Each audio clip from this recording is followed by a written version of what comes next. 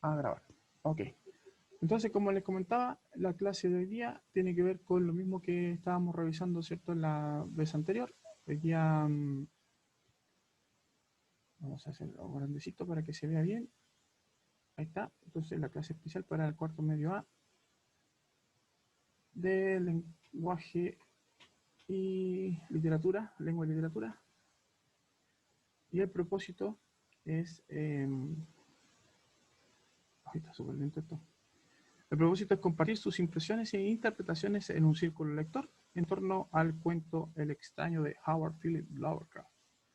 Hay un autor también bien polémico a propósito de sus dichos en su vida personal. Pero ahí lo vamos a revisar. El día 31 de agosto del 2020. Ok. Antes de empezar entonces, como ya es habitual, revisamos lo que hicimos en la clase anterior. La clase anterior, ¿cierto? Que vamos a hacer hoy día. Y un recordatorio siempre es bueno a propósito del tiempo que nos queda.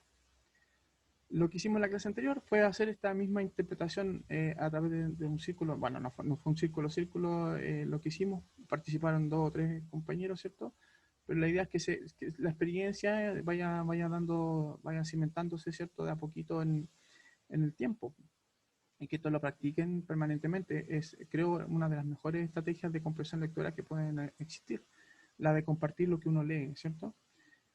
Bueno, lo hicimos en torno al cartero de Neruda. Los resultados de la prueba van a decir, todavía no he revisado la parte de desarrollo, pero se supone que los resultados ya, por lo que he visto, son bastante buenos. Entonces, sumando los puntajes de las preguntas de desarrollo, creo que van a tener unas muy buenas notas en eso. Lo vamos a comentar en la clase del viernes. Yo creo que les puedo decir los resultados en general.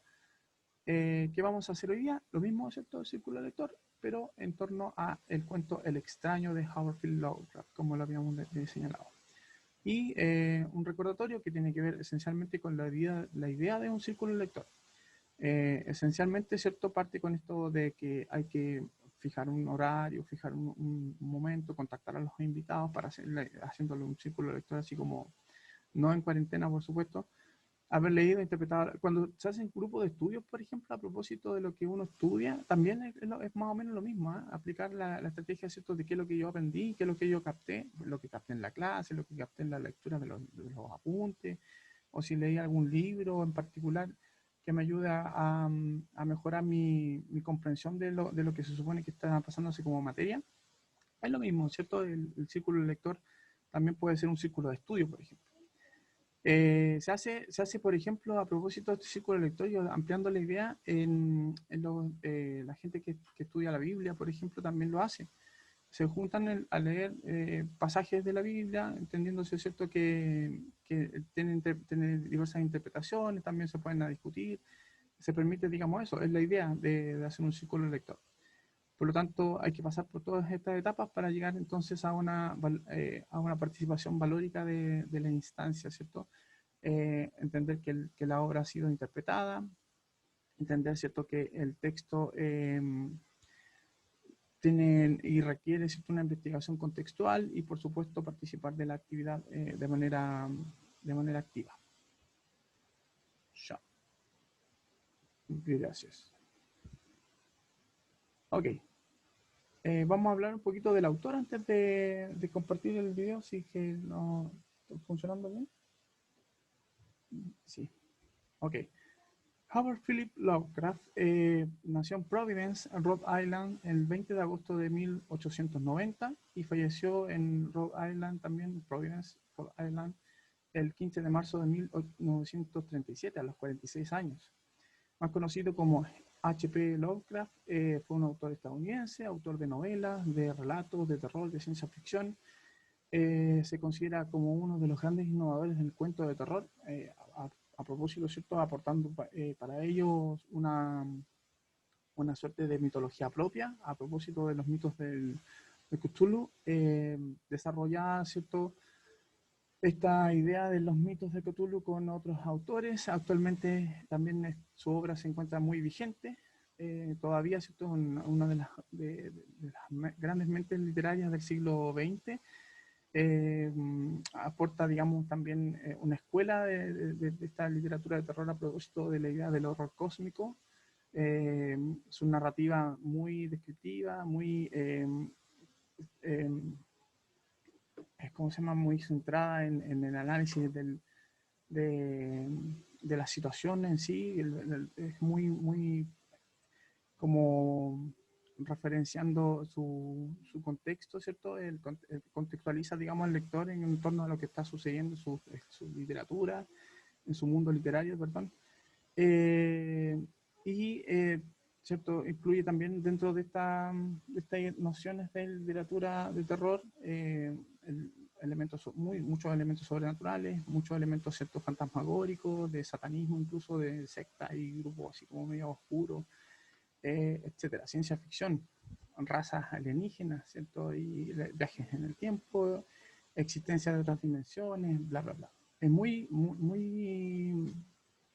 recomendada, ¿cierto? Su lectura literaria, con alguna, con alguna, con algunas ciertas aprensiones con respecto al uso del vocabulario, que es muy técnico, de repente ahonda mucho en el uso de términos muy específicos, muy rebuscados, y obviamente en la creación misma, ¿cierto? De de esta mitología, con palabras que él va incluyendo, ¿cierto? Dentro de esa descripción. Howard Phillips, esa es su firma, ¿cierto? Howard Phillips Lovecraft. Ahí tenemos dos imágenes de él, para que un hombre serio, de hecho, poca, poco, poco sociable, ¿Puedo, muy hermético. Dígame. puedo decir? Sí, sí, sí, por supuesto. Ya, es que yo también investigué y decía que él era, ¿cómo se llama? Tenía una sensación de soledad y frustración. Y yo Sí, leyendo de su vida pude deducir que como que él vivía en una depresión.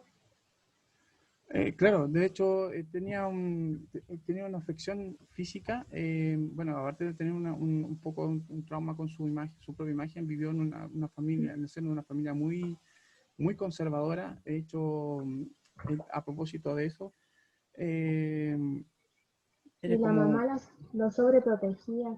exactamente, porque su naturaleza era muy enfermiza. Él se enfermaba muy fácilmente de cualquier cosa, pues. Entonces era como que vivía muy encerrado, y eso mismo permitió, el tipo que leía grandes cantidades de libros, leía mucho, o sea, demasiado culto para su época. Una familia, digamos, que también tenía una buena situación económica, pero que de a poco fue también perdiendo prestigio social, podríamos decirlo así, en una época en la que todavía había mucho racismo. De hecho, todavía hay racismo, pero se entiende que en la época de Lovecraft también había unos propósitos, ¿cierto? De supremacía blanca. Existía, ¿cierto? Estos rituales medio extraños de Ku Klux Klan. No estoy acusando a Lovecraft de pertenecer a esos grupos, pero se entiende que era como algo normal o habitual ver esta segregación racial en esa época. Entonces, en el contexto, claro, los comentarios que él hizo a propósito de la gente de raza negra y todo, se puede entender como parte del contexto. O sea, sin embargo, él también era una persona muy culta. Eso es lo extraño de esta relación que estoy haciendo. Sin embargo, digamos, la historia también va a ir decodificando esa sensación de racismo que hay en su literatura, porque es una de las cosas que se están revisando hoy, ¿cierto? Hoy por hoy. Y a propósito de eso, ¿cierto? Se ha hecho una serie de reivindicación un poco también de esa figura. Sin embargo, también es considerado eh, un maestro para muchos autores literarios de este género, ¿cierto? Del terror. Entre ellos Stephen King, por ejemplo. Ahora, es muy bueno el dato de esta personalidad retraída y un poco hermética de Lovecraft. A propósito, ¿cierto? Porque tiene mucho que ver con el cuento que vamos a revisar. Es bueno el dato de la compañera. Eh, Creo que ahora viene no, perdón. A propósito de eso, sí, sí, sí, es lo que estaba comentando, ¿cierto? Hay una serie en HBO o HBO que se llama El Territorio Lovecraft, que es una serie, ¿cierto?, que está protagonizada por no pura gente, pero está protagonizada por la mayor parte del elenco, digamos, es de raza negra, a propósito. Ese es el cartel, digamos, de la serie, dentro de lo que se puede considerar. Entonces, la historia de un trío de personas que están investigando la desaparición de alguien, es a propósito de combatir contra también esto que podría ser representativo de lo que de verdad debería ser considerado un monstruo, ¿cierto? Que es el tema del racismo, por ejemplo. Entonces dice en un comentario que salió en el ABC español, ¿cierto? A propósito de esta serie, un comentario crítico de la serie, dice que el universo de Lovecraft es un campo abandonado con historias aterradoras donde al rascar surge el oscuro racismo del genio de Providence. Dice, el maestro de la literatura que renueva el cuento de terror era un arquetipo, ¿cierto?, de un amargado intransigente, una persona, de hecho, es como muy, muy resentida, quizás también sale ese aspecto biográfico, ¿cierto?, se toca, digamos, en su literatura esa idea de la persona como que no puedo ser lo que debo ser, ¿cierto? Una persona sociable y todo lo demás. Desde mi rincón estoy de alguna manera como tirando mala onda para el resto de la gente, entre ellos, ¿cierto?, la gente de color. Bueno, inyectado, ¿cierto?, en este tema de la repulsión latente hacia la gente de color, dice el texto. Una herencia de los cineastas, ¿cierto? Salen mencionados de quiénes son los que están detrás de la producción, Jordan Peele y J.J. Abrams, ¿cierto? A propósito de esta serie Territorio Lovecraft, que tiene, creo, 10 capítulos, si no me equivoco, y fue estrenada hace poquito, el 16 de agosto. Lleva una semana, ¿cierto?, en cartelera, podríamos decir. Una adaptación a la novela homónima, ¿cierto?, de Matt Ruff, que se llama Territorio Lovecraft, a propósito, Matt Ruff, un autor de color, hablando de los fantasmas, ¿cierto?, Lovecraft, a propósito de esta misma idea, ¿cierto?, del racismo, que es como el gran monstruo que se está combatiendo en la serie, y también otros monstruos que aparecen en en la literatura Lovecraftiana, podríamos decirlo así. Ok. Bueno, ahora sí viene el tema del extraño. Si podemos hacer, yo necesito ayuda porque soy un poco largo para esto. Tengo que dejar de compartir, ¿cierto? Sí. Dejo de compartir. Y ¿dónde estoy? Mi segundo yo. Ahí está el texto. Esta es una adaptación en todo caso, ¿eh, chicos? Para que no se desorienten con respecto a la lectura del texto.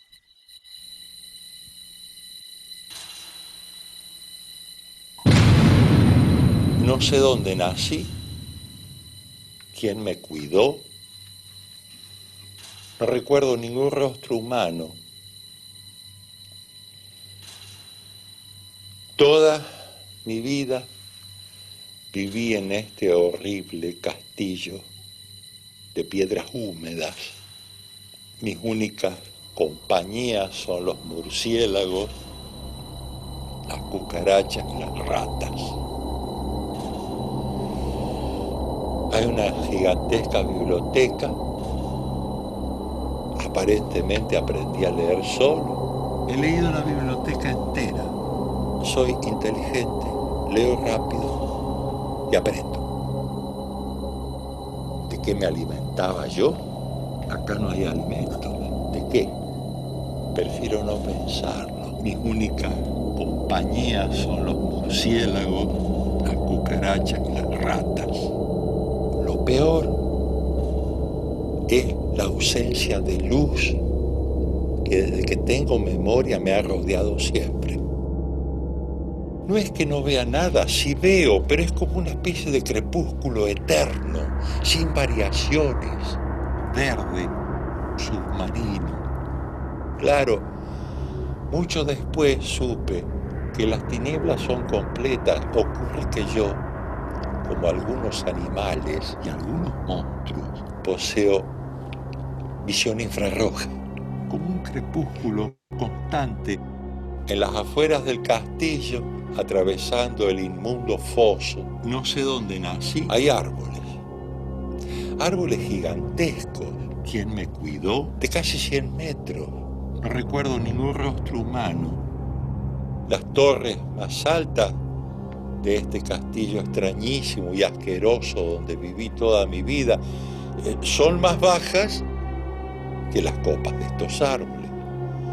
Al principio yo creía que eran ellos los que impedían que llegase la luz, porque efectivamente las copas se entrecruzaban por arriba como si fuera una catedral.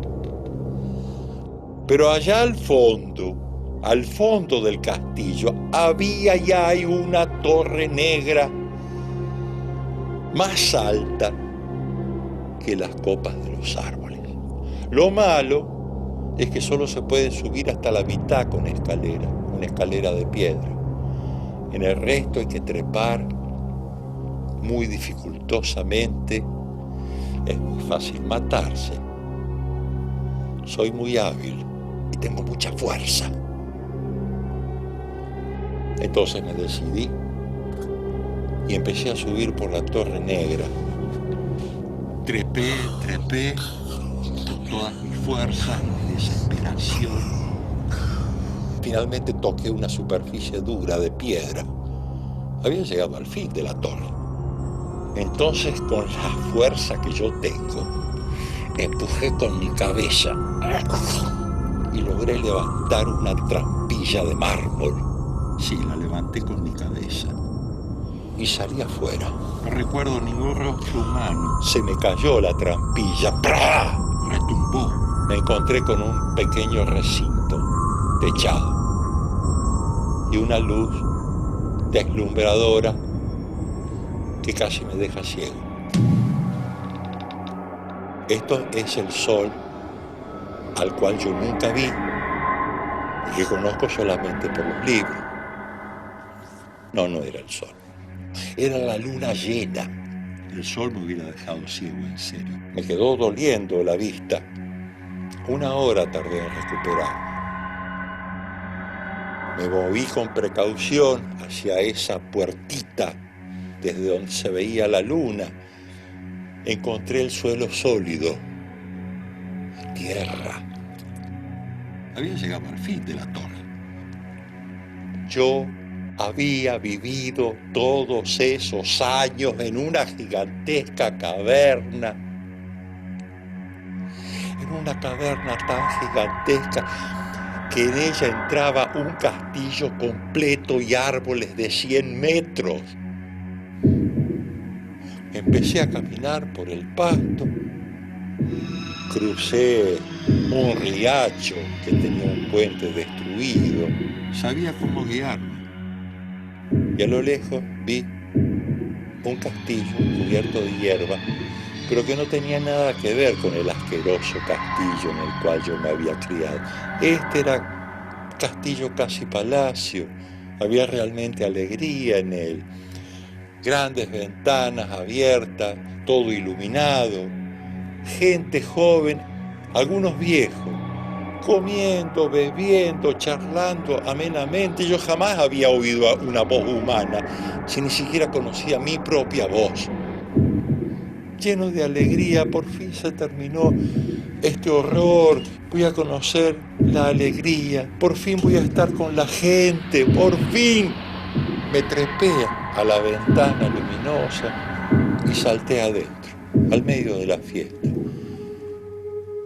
Toda la gente quedó horrorizada. ¿Por qué? ¿Qué los asustó? Empezaron a huir, a chocar con los muebles en su prisa por irse. Algunos se pegaban contra las paredes.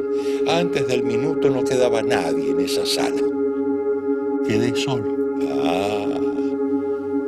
Es que no estoy solo. Ahí hay algo. Vi a lo lejos un arco dorado que separaba la habitación donde yo estaba de la contigua, y ahí algo se movía. Tenía cierta apariencia humana,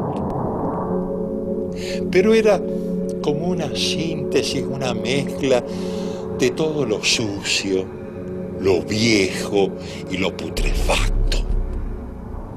Ahí estaba el monstruo, que yo no había notado y que había aterrorizado a la gente. Entonces, lleno de furia y de odio, me acerqué. Y a medida que me acercaba, él avanzaba hacia mí. Soy muy hábil y tengo mucha fuerza. Quise levantar una mano para defenderme de ese monstruo, de ese ser abominable. Y lo único que conseguí es perder el equilibrio y saltar para adelante.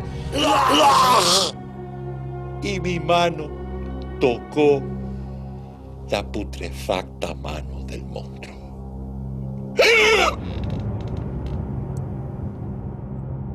Ahí entonces huí del castillo y del país. Ahora vivo hace ya años en Egipto. A veces cabalgamos con los vampiros burlones, amables, a la luz de la luna. Sé que la luz del sol no es para mí, solo de noche salgo. Sí, lo supe al tocar la mano putrefacta del monstruo y sentir la fría superficie de un cristal. Era un espejo.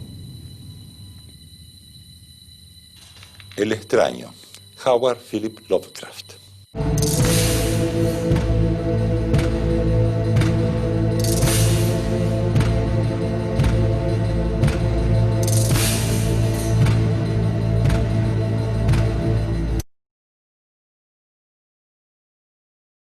Ahí volvemos.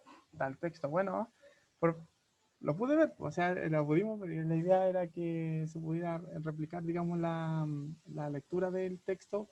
No lo iba a hacer yo porque seguramente me iba a salir muy fome, aparte que es medio largo en sí el cuento, pero el maestro ahí, el narrador argentino, nos dio el privilegio, digamos, de entender la historia y de compenetrarnos un poquito también en el personaje. El personaje es dentro de las novedades. Yo recién estaba súper nervioso porque quería que funcionara, por eso a lo mejor me fui en volada, digamos, de no ser muy elocuente, pero se entiende que dentro de la novedad que Lovecraft inserta en el mundo de la literatura de terror está el hecho de que este texto está contado desde la perspectiva del monstruo. Es el monstruo que nos cuenta la historia. O sea, se había visto antes en Edgar Allan Poe, en Hawthorne, por ejemplo, en varios autores a propósito de esta idea de contarnos desde la primera perspectiva, ¿cierto? La historia de la primera perspectiva, la perspectiva de la primera persona, lo que siente el monstruo, ¿cierto? Pero no de esta manera, no con esta ambientación completa, ¿cierto? Y la subjetividad que tiene el personaje a propósito, ¿cierto? De lo que él intenta interpretar de lo que es el mundo en el que está, el mundo que es el submundo o el inframundo más bien. Acuático. Ya, vamos a volver a compartir la presentación. Creo que estábamos aquí, si no me equivoco. Y continuamos. Ok. Bueno, dentro de la idea de Lovecraft, ¿cierto? Es extraño, dice, como muchas de las obras de Howard Philip Lovecraft está escrito en primera persona y detalla la vida miserable y aparentemente solitaria de un individuo que parece no haber tenido contacto con nadie durante muchos años. Su recuerdo de otras personas es vago y parece que no puede recordar nada sobre quién es él y sobre su historia personal. De hecho, no tiene una imagen clara de lo que es él desde el punto de vista, ¿cierto?, físico. El personaje sí avista en un vasto y antiguo castillo del que parece que nunca ha salido. Me da la impresión dentro de lo que podría ser como la construcción del mundo físico del cuento, que él está con una catacumba dentro de un castillo. Entonces, por eso que él ve como torre y esa construcción de piedra y la humedad, ¿cierto?, en particular. Bueno, el personaje habita entonces en este vasto antiguo castillo, de que parece que nunca ha salido. Lo único que sabe sobre el mundo exterior es lo que ha leído en muchos libros. Y eso se parece mucho al aspecto biográfico del autor. Recuerden que la reclusión, el estar, ¿cierto?, encerrado, como lo me dijo la compañera, y de leer muchos libros, que es básicamente lo que hizo Lovecraft en su corta vida. 46 años, ¿cierto? Básicamente lo vivió entre Rhode Island y creo que alrededor de Baltimore, y no mucho, ¿cierto?, salió de Estados Unidos. Sin embargo, todo lo que conoce él del mundo, de lo que él describe en su literatura, es producto, digamos, de la lectura que él hizo. En una época tampoco que no existía internet como para decir, conozco otros lugares porque me meto en Google Maps y voy viendo el Street View, ¿cierto? Me voy jugando con reconocer la ciudad. No hizo eso, solamente por la literatura. El narrador, dice, nos cuenta su determinación a liberarse de lo que considera una prisión. Decide escalar por se atreve, ¿cierto? Dice, se atreve a hacerlo. Decide escalar por una escalera, valga la redundancia, en ruinas para salir de la torre del castillo. Y en lo alto de esas escaleras hay una reja, un techo, una especie como de tapa. Sin embargo, él puede sortear esa tapa y va a la superficie y llega hasta donde hay otro castillo. Escuchando los sonidos de una fiesta que le llama la atención, las luces, se entiende que estamos en un contexto donde está todo oscuro y se ve a lo lejos un destello de luz. Él se acerca, ¿cierto? Se aproxima al castillo. Hay luna, ¿cierto? Por supuesto, hay luz de luna, pero no es lo mismo la iluminación de la luna que la luz artificial que nosotros tenemos en las calles. Entonces él ve ese destello desde lejos y el ruido, ¿cierto?, le llama la atención y va para allá. De acuerdo con eso, ¿cierto?, el narrador se encuentra, de nuevo solo, perdón, el narrador se encuentra y se acerca a lo que cree que es una puerta que lo lleva a otra habitación. Sin embargo, lo que ve espanta a toda la gente, ve una figura horrible, deforme, ¿cierto?, extiende la mano e intenta tocar lo que se supone que es la criatura, porque él no le tiene miedo, en todo caso. Nunca manifiesta ese miedo y horrorizado se da cuenta que en realidad lo que está tocando es un espejo. Así tal cual. Y ahí yo me quedo con dos partes del texto que son fundamentales. Lo que decíamos a propósito del círculo lector, que ir destacando partes del libro que puedan llamarnos la atención y que puedan suscitar también el interés de debatir, de dialogar a propósito, ¿cierto?, de lo que significa un círculo lector. Aquí también pueden intervenir, chiquillos, si les piace. Dice el texto, no había terminado de cruzar el umbral cuando cundió entre todos los presentes un inesperado y súbito pavor, de horrible intensidad, que distorsionaba los rostros y arrancaba de todos las gargantas los chillidos, ¿cierto?, más espantosos. O sea, la gente cuando lo ve a él, ven al monstruo, ¿cierto?, que como que se precipita a la sala donde está toda la gente de fiesta, salen arrancando pavorosamente, ¿cierto?, de este monstruo. ¿Qué les pareció? ¿Profe? Dígame. Entonces, ¿él es el monstruo? Él es el monstruo. Sí, pues. Él es el adefesio.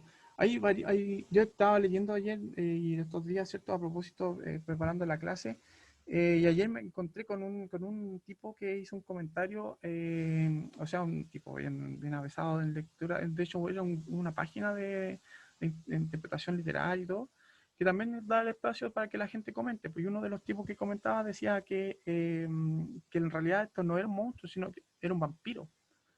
Entonces, un vampiro no tiene las características que tiene porque está putrefacto. O sea, los vampiros se supone que no.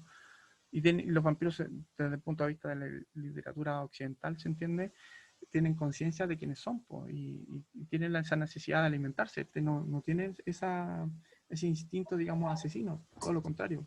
Profe, Dígame.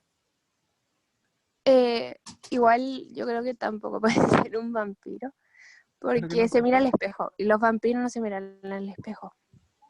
¿te viste? Excelente observación. No lo había visto tan lógicamente como se supone que... No, y aparte que él no podía saber que era el monstruo porque nunca se había mirado en el espejo. Además, No se conocía. sí, fuera de eso, de que yo me fui a lo más lógico, ¿cierto? De que los vampiros tienen conciencia, pero hay algo más lógico todavía, que claro, se supone que dentro de la construcción legendaria de los vampiros, ellos no se pueden ver en el espejo. Muy buena observación. Claro. Bueno, entendiendo también que esto puede ser a propósito del malestar que a lo mejor tenía Lovecraft con respecto a su imagen, como de no encajar, de esa naturaleza como frágil, a pesar de ser un tipo fuerte de carácter o fuerte de palabras, ¿cierto? De discurso, muy bueno para escribir y todo el cuento, cartas, ¿cierto? Porque así se comunicaba con el mundo. Él tenía amigos por correspondencia, no tenía amigos de verdad. Era como muy triste su vida, muy solitaria. Entonces también puede ser eso, esa idea, esa necesidad de contactarse, pero el miedo, el miedo, ¿cierto? Del rechazo, a propósito, se ve manifestado en esto. Y todavía, pues, mucha gente que no se atreve por un tema de autoestima, quizás, por un tema, digamos, de algún, no sé, por alguna cicatriz, alguna deformación física o alguna, no sé, discapacidad, quizás, no se atreve tampoco a establecer un vínculo con otra persona por miedo a ser rechazado. O los corazones rotos también, porque tienen esa sensación, digamos, de que el mundo es tan dañino, digamos, que los puede volver a dañar, por ejemplo. Entonces, esa idea se puede ver reflejada en este extracto del texto. Otro extracto que saqué, digamos, del texto. Dice, voy a hacer muy chiquitito porque estoy tapando el texto. Dice, esto que es lo que supe desde que extendí mis dedos hacia esa cosa abominable surgida en aquel gran marco dorado, desde que extendí mis dedos y toqué la fría e inexorable superficie del pulido espejo.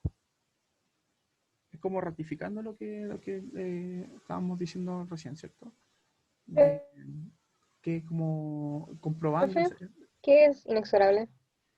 Inexorable es como que no se puede explorar, perdón, que no se puede, digamos, que no se puede, digamos, cuestionar, que no es cuestionable, que es como algo ahí empírico, a propósito de lo que mencionaste sobre los vampiros.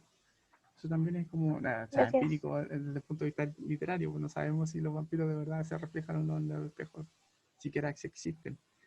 Pero se entiende que se refiere a que algo no puede él desmentir, que es este caso, ¿cierto? El contacto con el espejo, que en realidad el monstruo no es otro sino el mismo.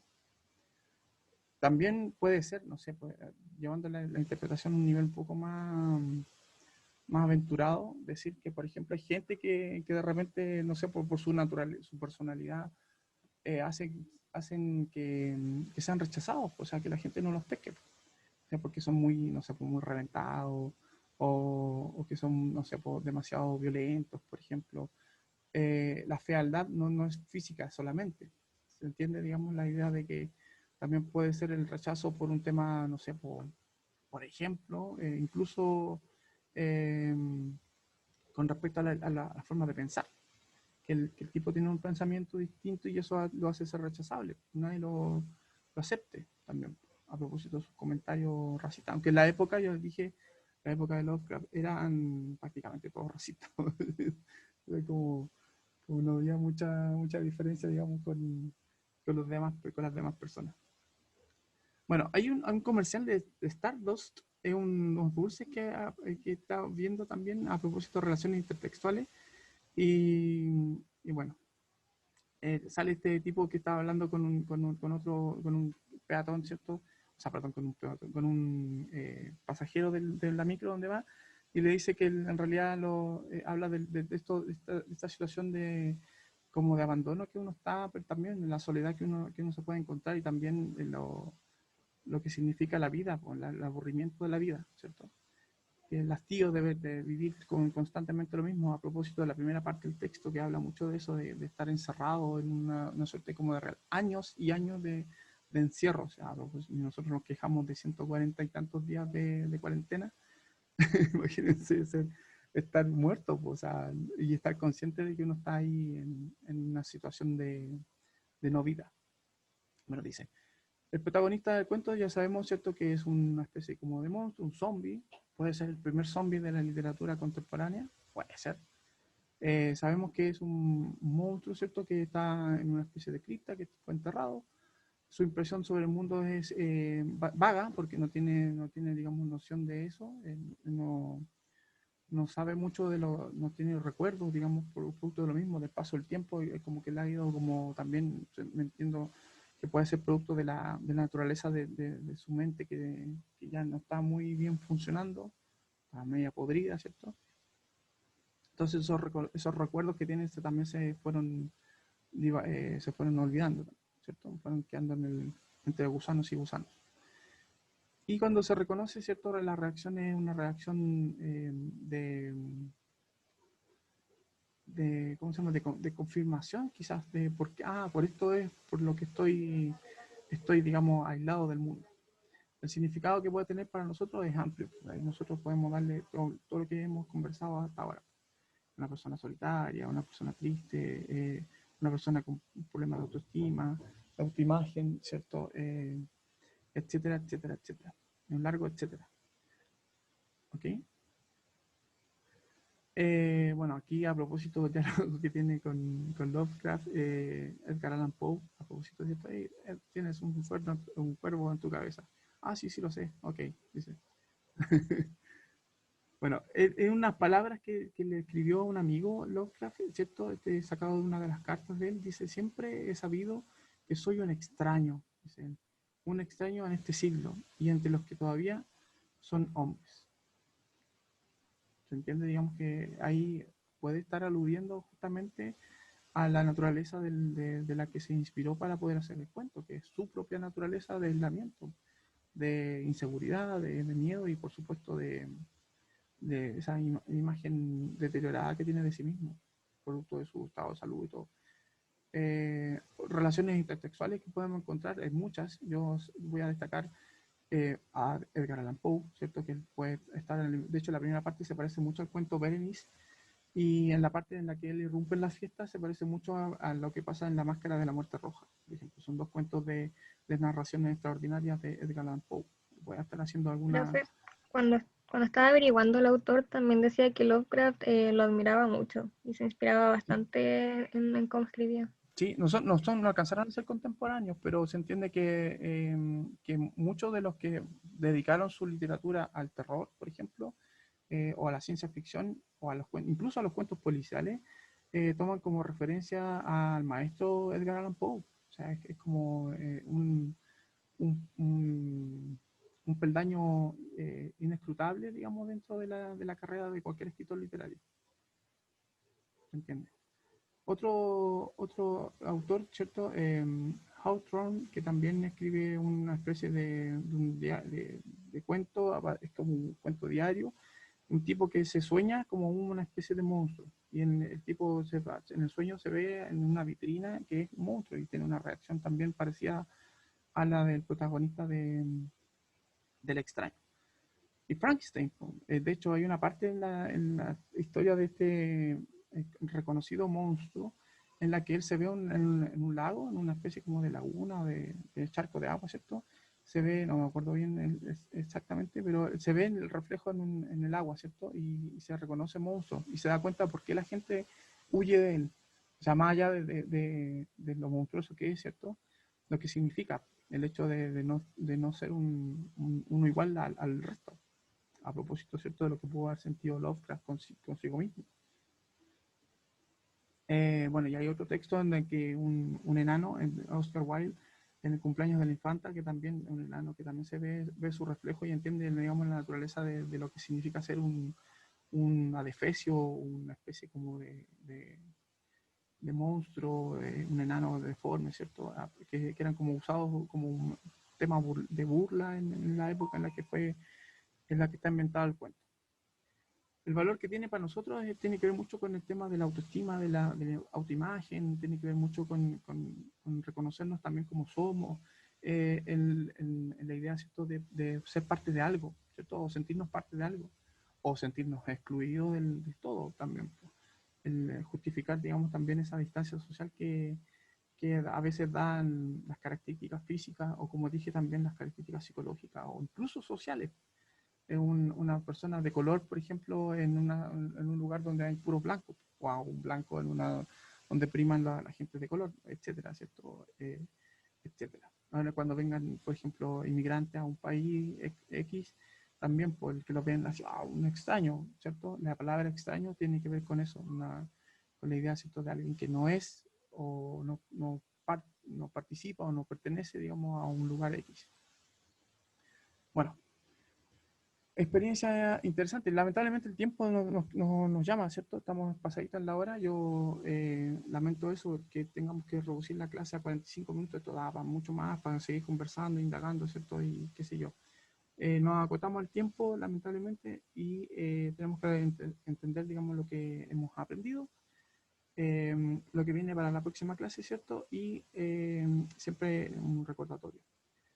Lo que hemos, lo que hemos aprendido hoy día, ¿cierto? Que, bueno, la idea del círculo lector, cuando hay una participación más concurrida, por supuesto, y que participar un poquito más, eso se valora y se agradece. Es una experiencia enriquecedora, ¿cierto? La idea de que podamos compartir con otros lo que yo voy adquiriendo como conocimiento, no solamente en las lecturas literarias, sino en todo en general.